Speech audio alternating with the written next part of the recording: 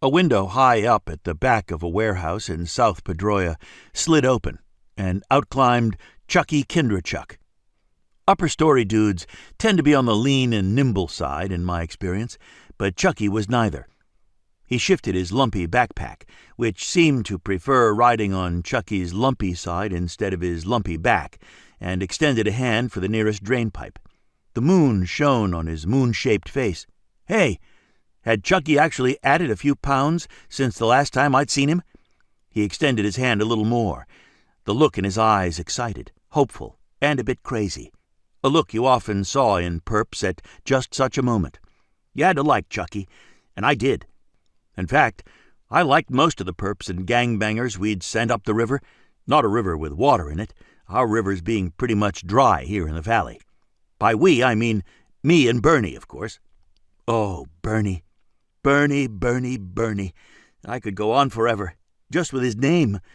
We're partners in the little detective agency, me and Bernie. Little on account of that's Bernie's last name.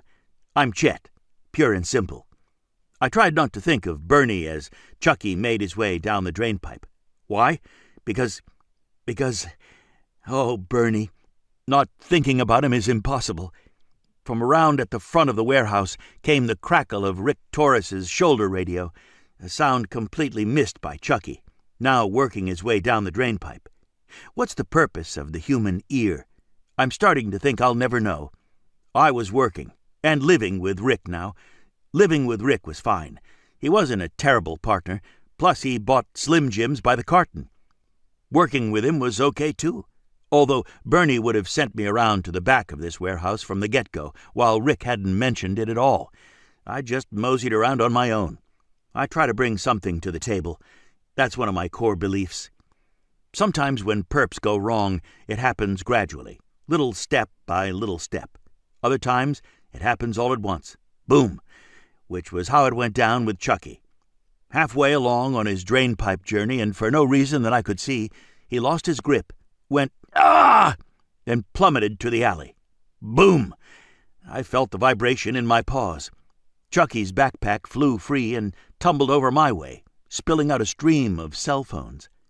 Chucky lay on his back, gasping for air, and slipping in a groan or two in between gasps.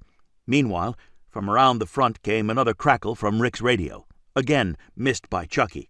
It was time to move things along. I barked. I have many barks. This one means, "Let's go, people." Chucky raised his head, turned in my direction, blinked. "Chet?" My tail started wagging. How nice to be well known. I admit it. Chucky rolled over, grunted, got to his knees, gave me a big smile. "Good to see you, Chet."